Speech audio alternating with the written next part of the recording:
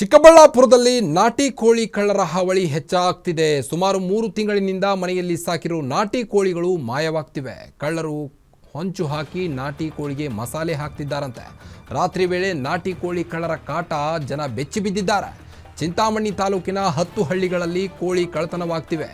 Kaivara cross, Mastenahalli, Konganahalli, ಉಲಪನಹಳ್ಳಿ, ಕತ್ರಿಗುಪ್ಪೆಯಲ್ಲಿ ಇದೊಂದು ಕೋಳಿ ಕಳ್ಳತನವಾಗ್ತಿದ್ದು ಸಿಸಿಟಿವಿಯಲ್ಲಿ ಕಳ್ಳರ ದೃಶ್ಯ ಸೆರೆಯಾಗಿದೆ. ಕಳ್ಳರ ಕಾಟಕ್ಕೆ ಬೇಸತ್ತು ಜನ ಚಿಂತಾಮಣಿ ಗ್ರಾಮಾಂತರ ಪೊಲೀಸರ ಮೊರೆ ಹೋಗಿದ್ದಾರೆ. ಎಷ್ಟು ಕೋಳಿ ಹೋಗಿದೆ? ಯಾರು ಕಳ್ಳತನ ಮಾಡ್ಕೊಂಡು ಬಂದಿರೋದು? ಯಾರಂತ ಈಗ ಗೊತ್ತಿದೆ, ನಮ್ಗೇನು ಗೊತ್ತಾ, ಇವರೇ ಇರ್ಬೋದು ಅಂತ ಬಂದಿದ್ದೀವಿ. ಇವರೇ ಅಂತ ಬಂದಿದ್ದೀವಿ. ಕಂಪ್ಲೇಂಟ್ ಕೊಟ್ಟಿದ್ದೀರಾ? ಕಂಪ್ಲೇಂಟ್ ಕೊಟ್ಟಿದ್ದಾರೆ. ಕಂಪ್ಲೇಂಟ್ ಕೊಟ್ಟಿಲ್ಲ, ನೋಡೋಣ ಅದು ಯಾರು ಬಂದಿರ್ಬೋದು. ಸಿಸಿ ಕ್ಯಾಮ್ರಾ ಇದೆಯಾ? ನಾವು ನಮ್ಮ ಶೆಡ್ಡಲ್ಲಿ ಮಲಗಿದ್ದಾರೆ.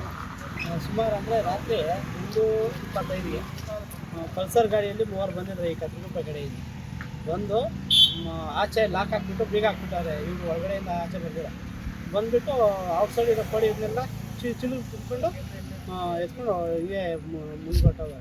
ಎಷ್ಟು ಬೆಲೆ ಬೀಳ್ತದೆ ಕೋಳಿಗಳು? ಸುಮಾರು ಒಂದೊಂದಂದರೆ ಒಂದು 12, 13 ಒಂದೊಂದು ಕೋಳಿ ಬೆಲೆ. ಅದು ಮತ್ತೆ ಇವರು ಎಲ್ಲ ಒಳಗಡೆ ಅವರೆಲ್ಲ ಬಾಗಿಲಾಗ್ದಾಗೆಲ್ಲ